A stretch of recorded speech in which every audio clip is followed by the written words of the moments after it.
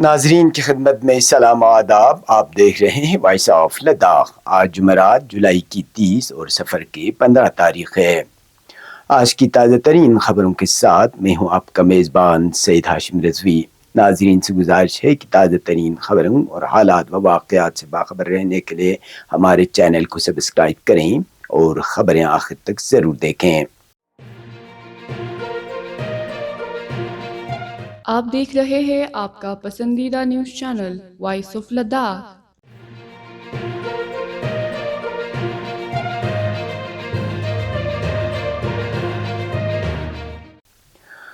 مرکزی زیر انتظام خطے لداخ کے لیفٹیننٹ گورنر نے لداخ کے انرجی کنزرویشن فنڈ رولز 2026 کی منظوری دیتے ہوئے SO 233 کے تحت اس کا نوٹیفیکیشن جاری کر دیا ہے. اس اقدام کا مقصد لداخ میں توانائی کے مؤثر استعمال، تحفظ اور توانائی کی بچت سے متعلق منصوبوں کو فروغ دینا ہے. نئے قواعد کے تحت لداخ انرجی کنزرویشن فنڈ قائم کیا گیا ہے، جس کی نگرانی کے لیے ریاستی سطح کی اسٹیئرنگ کمیٹی تشکیل دی جائے گی. فنڈ کے ذریعے سرکاری عمارتوں، اسٹریٹ لائٹنگ، پینے کے پانی کے پمپنگ نظام، توانائی آڈٹ، عوامی بیداری، تربیتی پروگراموں، تحقیق اور قابل تجدید و توانائی مؤثر ٹیکنالوجی کے فروغ سے متعلق منصوبوں کی مالی معاونت کی جائے گی. محکمہ پاور ڈیولپمنٹ کا ڈسٹریبیوشن ونگ اس فنڈ پر عمل درآمد کا ذمہ دار ہوگا، جبکہ شفافیت اور جواب دہی کو یقینی بنانے کے لیے سالانہ آڈٹ اور رپورٹنگ بھی لازمی ہوگی. یہ قواعد سرکاری گزٹ میں اشاعت کے ساتھ ہی نافذ العمل ہو گئے ہیں.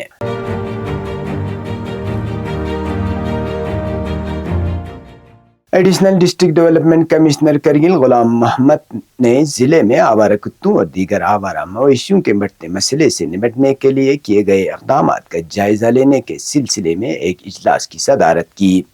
اجلاس میں محکمہ انیمل، محکمہ صحت، محکمہ تعلیم، میونسپل کمیٹی کرگل اور دیگر متعلقہ محکموں کے افسران نے شرکت کی. اجلاس کے دوران آوارہ کتوں کی نسبندی، sanitation and waste management, anti rabies vaccine کی دستیابی اور عوامی بیداری مہموں پر پیش رفت کا جائزہ لیا گیا. ADDC نے تمام متعلقہ محکموں کو باہمی اشتراک کے ساتھ مقررہ مدت میں عملی اقدامات یقینی بنانے، باقاعدہ پیش رفت رپورٹ پیش کرنے اور عوامی صحت و سلامتی کے تحفظ کے لیے مربوط حکمت عملی اپنانے کی ہدایت دی.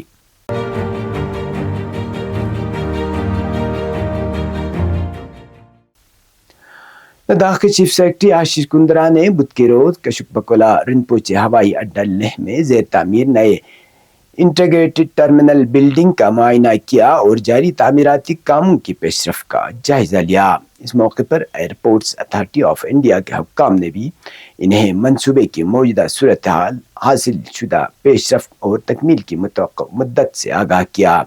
چیف سیکرٹری نے آمد و روانگی ہال، check in counter, security screening, baggage handling system, مسافر لاؤنجز اور دیگر سہولیات کا معائنہ کیا. انہوں نے ٹرمینل میں لداخ کی روایتی دستکاری، مقامی مصنوعات اور ثقافتی ورثے کی نمائش کے لیے خصوصی تجارتی مقامات مختص کرنے کی ہدایت دی. اس دوران ٹرمینل میں نصب کیے جا رہے جدید جیو تھرمل ہیٹنگ سسٹم کا بھی جائزہ لیا گیا، جو توانائی کی بچت اور شدید سرد موسم میں پائیدار حرارتی نظام فراہم کرے گا. چیف سیکرٹری نے کہا کہ نیا ٹرمینل لداخ کی رابطہ کاری کو مزید مضبوط بنائے گا، مسافروں کو عالمی معیار کی سہولیات فراہم کرے گا اور سیاحت، معیشت اور مجموعی ترقی کو فروغ دینے میں اہم کردار ادا کرے گا. انہوں نے متعلقہ ایجنسیوں کو مقررہ مدت میں اعلیٰ معیار اور حفاظتی اصولوں کے ساتھ منصوبہ مکمل کرنے کی ہدایت بھی دی.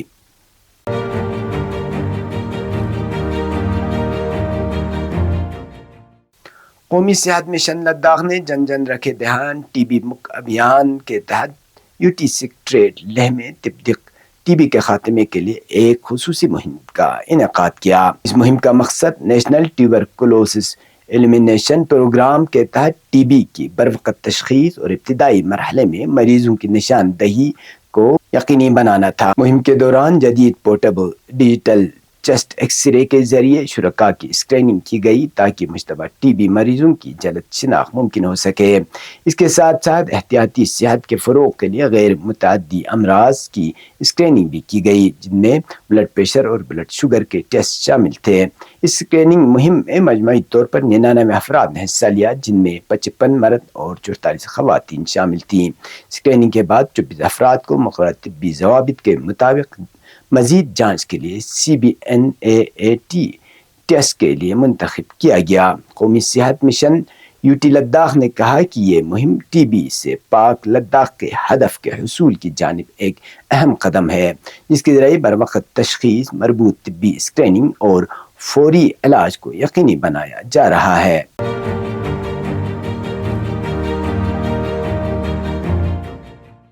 اب پیش قومی اور بین الاقوامی خبریں۔ سپریم کورٹ نے جمعرات کو مرکز کو ہدایت کی کہ وہ نیٹ پیپر لیک کے خلاف طلباء کے احتجاج کے دوران جنتر منتر پر تعینات ریپڈ ایکشن فورس کے گولہ بارود کے لاگ کو محفوظ رکھے۔ سپریم کورٹ نے سابق سینٹرل انفارمیشن کمشنر اور retired IPS officer Yashovardhan Azad اور 2 متاثرین کی طرف سے داخل کی گئی ایک درخواست میں کی گئی اپیلوں میں سے ایک پر سوال کیا، جن میں امن و امان کی صورتحال سے نمٹنے کے لیے میٹل پیلٹ گن کے استعمال پر مکمل پابندی کی درخواست کی گئی تھی۔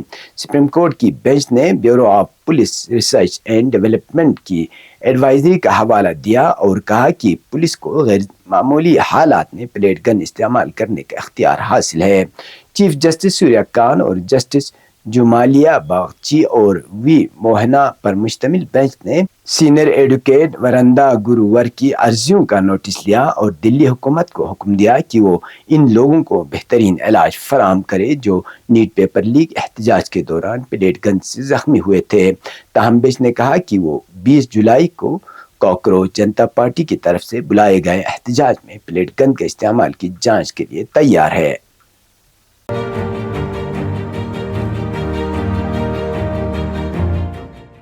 امریکہ اور اسلامی جمہوریہ ایران کے درمیان جاری جنگ میں جمعرات کو ایک نیا اور خطرناک موڑ آیا ہے۔ امریکی فوج نے ایران کے خلاف بھاری فضائی حملوں کی لہر کا آغاز کیا، جس کا مقصد ایران کے اسلامی انقلاب گارڈ کور کے ٹھکانوں کو نشانہ بنانا تھا۔ یہ کارروائی ایران کی جانب سے منگل کو امریکی فوجی اڈوں پر کیے گئے بیلسٹک میزائل حملوں کے جواب میں کی گئی ہے۔ امریکی سینٹرل کمانڈ کے مطابق یہ حملے 2 گھنٹے جاری رہے، جن میں IRGC کے متعدد ملٹری کمانڈ سینٹرز، ڈرون اور میزائل فیکٹریوں نیز ساحلی دفاعی تنصیبات کو نشانہ بنایا گیا۔ ایرانی سرکاری میڈیا کے مطابق ان حملوں میں قشم جزیرے پر 3 افراد شہید ہوئے، جن میں ایک 2 سالہ بچہ بھی شامل ہے۔ اس کے علاوہ بندر عباس، کش اور خوزستان صوبے میں بھی دھماکوں کی اطلاعات ہیں۔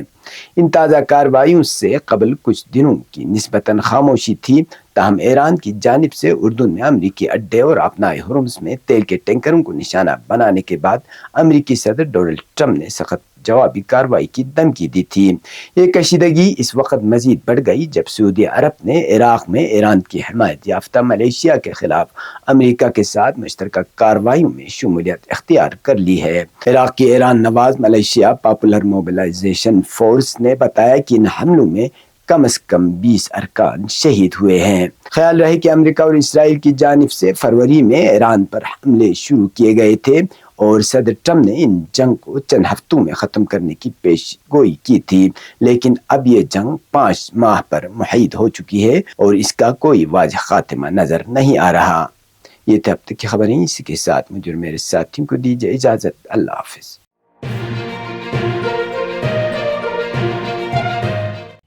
مقامی، قومی اور بین الاقوامی خبروں سے باخبر رہنے کے لیے چینل کو لائک، شیئر اور سبسکرائب کریں، ساتھ ہی بیل آئیکن دبانا نہ بھولیں۔